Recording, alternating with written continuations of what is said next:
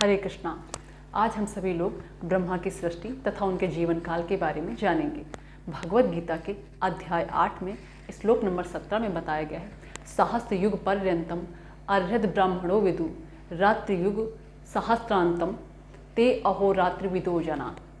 अर्थात मानवीय गणना के अनुसार जो 1000 चक्र पूर्ण होते हैं युगों के, तब ब्रह्मा का एक दिन पूर्ण होता है तथा 1000 चक्रों के पूर्ण होने पर ही ब्रह्मा की एक रात्रि पूर्ण होती है। अर्थात बताया गया है कि ये जो भौतिक ब्रह्मांड है इसकी अवधि बहुत सीमित है।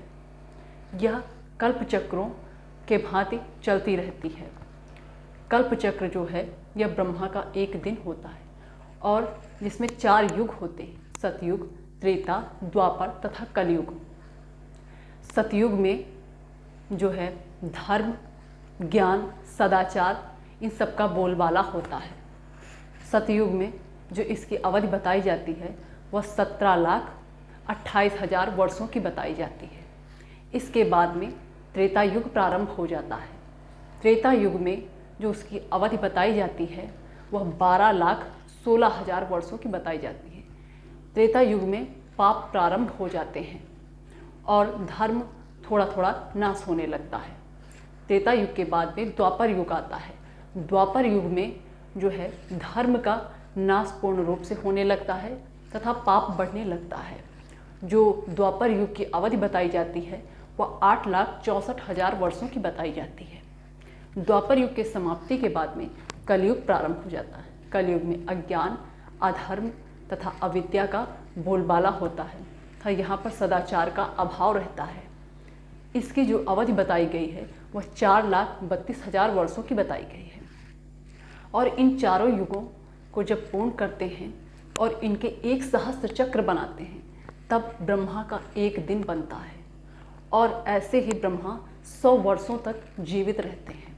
जो ब्रह्मा की 100 वर्षों की आयु है वह पृथ्वी की गणना के अनुसार 311 ट्रिलियन तथा 40 ट्रिलियन अर्थात 311 खरब 40 अरब बताई जाती है। इससे यह प्रतीत होता है कि ब्रह्मा की आयु कभी न समाप्त होने वाली आयु है, किंतु ऐसा नहीं है। यह बिजली की भांति एकदम अल्प है और कुछ ही समय में लोप हो जाती है। कारणारणों में जो अटलांटिक सागर में बहुत से ब्रह्मा पानी के बुलबुलों के समान प्रकट होते हैं और लोप होते रहते हैं। तो ब्रह्मा की आयु भी सीमित बताई गई है। एक उदाहरण आता है, जो ब्रह्मलोक के जो काल है और पृथ्वी के काल समय में जो अंतर है, इस पे एक कथा हम बताते हैं आती है। जो रेवत राजा होते हैं उनके पुत्र ककुधनी अपनी पुत्री का विवाह, जिसका नाम रेवती होता है, उसके लिए वो पूरी पृथ्वी पर योग्य वर ढूंढते हैं, किंतु उन्हें कोई भी राजा या राजकुमार समझ में नहीं आता है। तो वे उसको लेकर ब्रह्मा जी के पास ब्रह्मलोक चले जाते हैं और वहाँ पर ब्रह्मदेव से पूछते हैं कि क्या मेरी पुत्री के योग्य किसी दूसरे लोक में कोई वर है, क्योंकि मुझे पृथ्वी पर जितने भी राजा या राजकुमार मिले वो मेरी पुत्री के योग्य नहीं लगे। तो ब्रह्मा जी बताते हैं कि आपकी पुत्री के लिए योग्य वर पृथ्वी पर ही है। जिस पर महाराज ककुधनी कहते हैं कि पृथ्वी पर तो कोई ऐसा योग्य राजा मुझे नहीं प्रतीत हुआ। तो ब्रह्मा जी बताते हैं कि आप जिन राजा या राजकुमारों की बात कर रहे हैं वे अब पृथ्वी पर जीवित नहीं हैं, क्योंकि जितने क्षण आपने ब्रह्मलोक में बिताए हैं इससे पृथ्वी पर 3 युग समाप्त होने वाले हैं, अर्थात द्वापर का अंत होने वाला है। आप पृथ्वी पर जाएं जहाँ पर भगवान श्री कृष्ण के बड़े भाई बलराम के साथ में अपनी पुत्री रेवती का विवाह करें।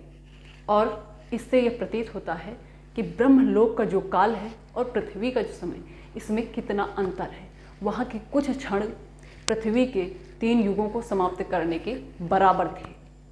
आई होप आपको ये जानकारी अच्छी लगी हो। अगर जानकारी अच्छी लगी हो तो चैनल को सब्सक्राइब करें। धन्यवाद। हरे कृष्णा।